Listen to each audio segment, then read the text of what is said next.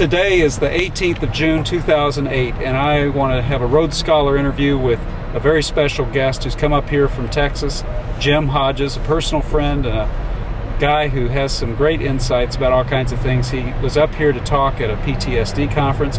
Jim, we're just really glad that you were a part of our program this week, and we thank you so much for coming up to Michigan. And you know, you got a home away from home anytime you want it here.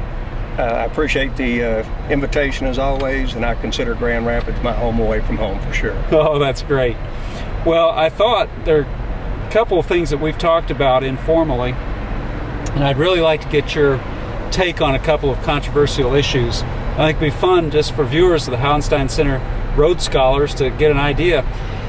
Now, you come from a very interesting background in law enforcement. You come from Texas, and that means you've got insights into the John F. Kennedy assassination from November 22nd, 1963, from a law enforcement perspective and also just as a Texas perspective as well. Jim, could you please go through your view of that assassination? Who was involved? How was the evidence handled, and that kind of thing? Okay.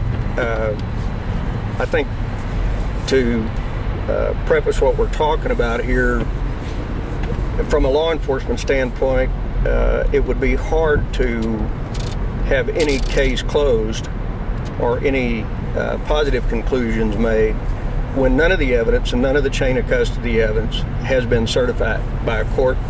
It's never been argued out. So we have a proof problem right off the bat. So I'll preface my comments with that. As we look at the motivations for the assassination of John F. Kennedy, there are many people that wanted him dead, of course. Most people are not aware that there was an assassination attempt just a few days before the actual assassination in Florida by a Cuban gun team.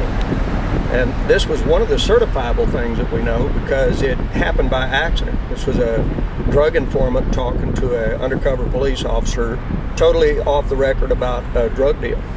And in part of their conversation, he alluded to the officer that there was a gun team in town. They were setting up with long-range rifles in a triangulation fire mode. So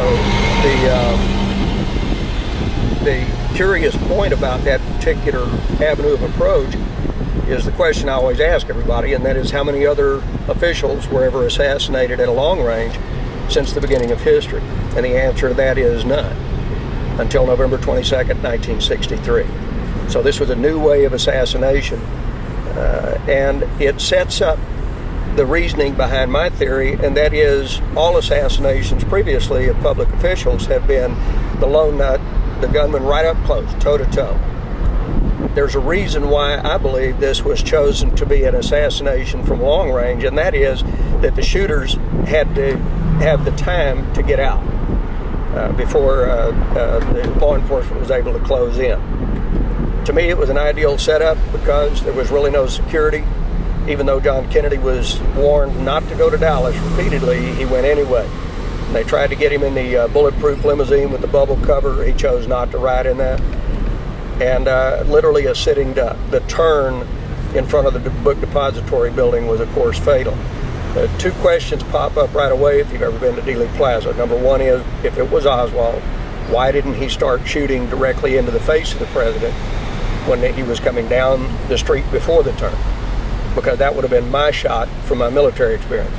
Secondly, when the limo turned, that leaves the opening for the first shot to be fired from a position behind the motorcade, and thereby it lets the initial shooter escape.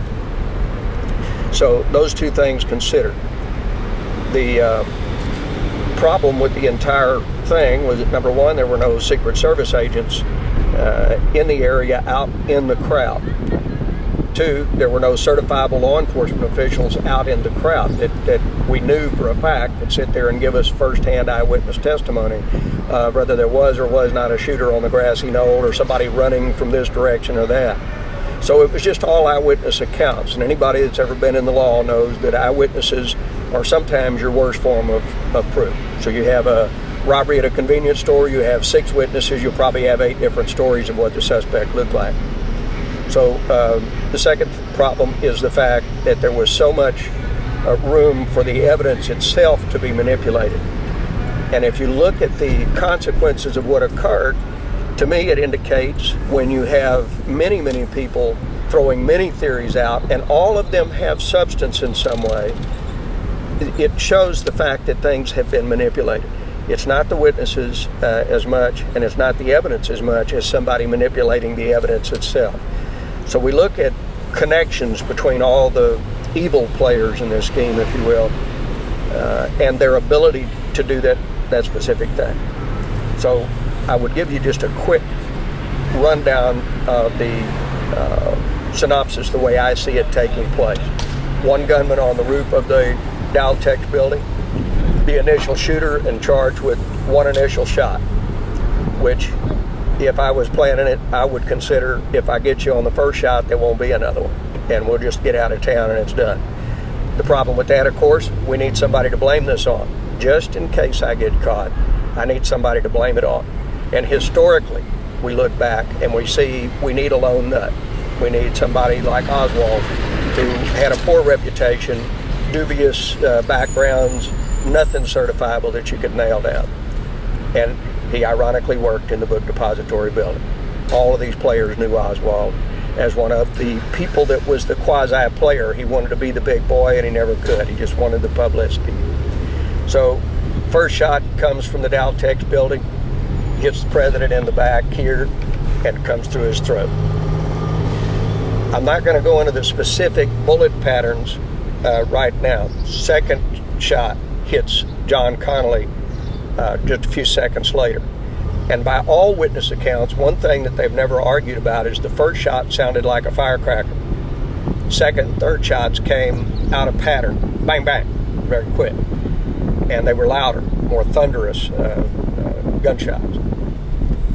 If the assassin on the roof of the Daltex building had a silencer of some type, or just because of the acoustic effect, in other words, he's on the roof of the building and back away from the eave where nobody could catch him on camera, it would certainly change the sound of the first shot.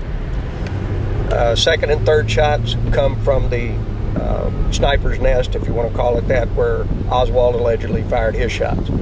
Those shots, I believe, were fired by Mac Wallace, the personal friend of LBJ himself, and known and convicted as a murderer of LBJ's sister's husband in San Antonio, Texas, at a golf course.